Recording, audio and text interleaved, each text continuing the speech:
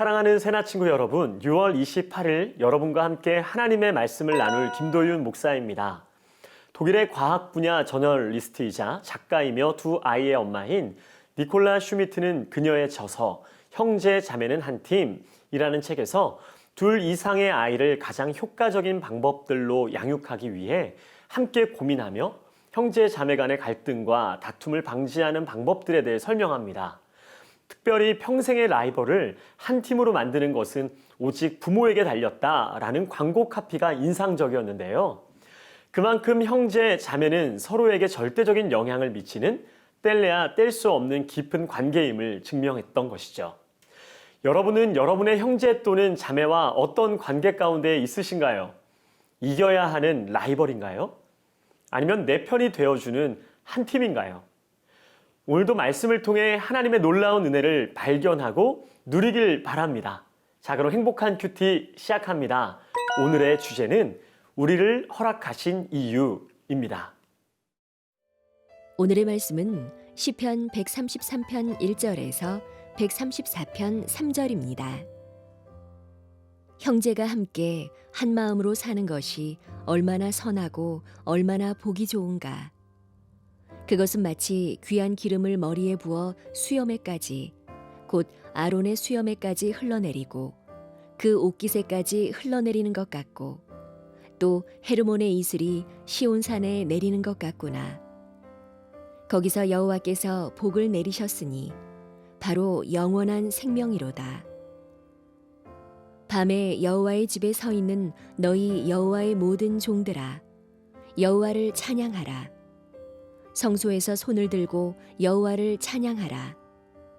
하늘과 땅을 지으신 여호와께서 시온에서 너희에게 복 주시기를 원한다. 오늘 본문의 말씀 가운데 시편 기자는 형제가 한 마음으로 사는 것이 얼마나 아름다운지에 대해 이야기합니다. 본문의 말씀을 함께 살펴보며 하나님께서 주신 형제에 대해 우리에 대해 생각해보는 시간이 되길 축복합니다. 오늘 본문 1절 말씀을 함께 읽도록 하겠습니다. 형제가 함께 한 마음으로 사는 것이 얼마나 선하고 얼마나 보기 좋은가. 시편 기자가 말하는 형제는 피를 나눈 사이를 넘어 우리가 속한 공동체, 함께 관계하고 있는 모든 사람 간의 사이를 이야기한 것이죠. 속한 공동체가 한 마음으로 사는 것이 얼마나 선하고 보기 좋은가라고 하는 것입니다. 여러분은 여러분의 형제 자매나 혹은 가정에서나 혹은 학교에서 만나는 모든 사람들과 한 마음으로 살고 있으신가요? 공동체를 떠나 피를 나눈 형제와도 하나 되지 못하고 있지는 않으신가요? 이 질문을 사실 저 스스로에게도 던져봅니다. 내가 아닌 타인과 한 마음이 된다는 것, 그것은 정말 어려운 일입니다. 한 마음인 척 할 수는 있으나 마음의 중심을 보시는 하나님 앞에서 하나 되지 않은 마음을 숨기는 것은 불가능한 일이죠. 그러나 2절과 3절 말씀을 통해 알 수 있듯이 연합은 머리에 부어진 귀한 기름이 수염과 그 옷깃까지 흘러내림 같고 헤르몬의 이슬이 시온산에 내리는 것 같다 말씀하시죠. 머리에 부은 귀한 기름은 성소의 성물을 구별하는 일에만 사용하던 기름을 말합니다. 거룩한 일에 사용되어진 거룩한 기름이라는 것입니다. 성도의 하나됨은 결국 거룩한 공동체로서 세워져 나간다라는 중요한 의미이죠. 헤르몬의 이슬이 시온산에 내림은 하나님의 복인 이슬로 인하여 요단강까지 흐르는 많은 물들로 인해 생명수를 얻는다는 것이죠. 하나님의 거룩한 산에 머무는 하나님의 생명력인 것입니다. 하나됨, 즉 성도의 연합은 단순히 마음이 합쳐지는 것을 넘어 거룩하게 세워져 하나님으로부터 오는 새 생명을 얻게 되는 일인 것입니다. 거룩하게 세워지는 공동체가 되기 위해 하나님께서 주시는 새 생명을 얻기 위해 그 가치 있는 일을 위해 하나님의 자녀된 우리는 연합이라는 즉 하나 되기 위한 이 프로젝트에 반드시 동참해야 할 것입니다. 순종함으로 나아가 주님께 지혜를 구할 때 하나님께서는 마치 넘어야 할 산 같은 라이벌이 아닌 함께 힘을 합치는 동역자로 세우실 것을 믿습니다.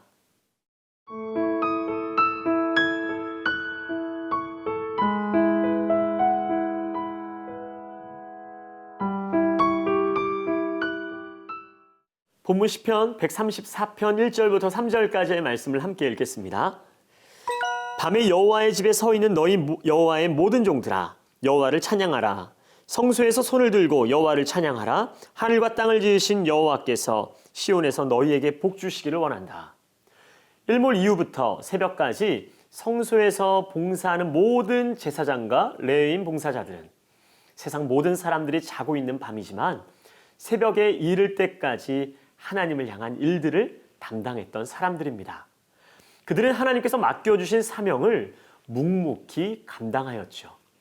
그러한 그들을 향한 사랑과 함께 늘 깨어 오직 주님만 바라보고 주님만 송축하라는 격려의 의미 또한 담겨 있는 것입니다.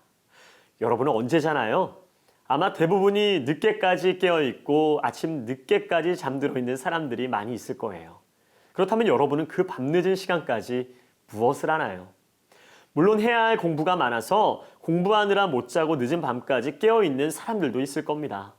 저는 먼저 여러분의 그 늦은 밤 가운데서도 여러분을 붙드시고 격려하시는 하나님을 기억하며 언제 어디서나 어떠한 순간에서도 묵묵히 하나님을 찬양할 수 있는 사람 되기를 축복합니다.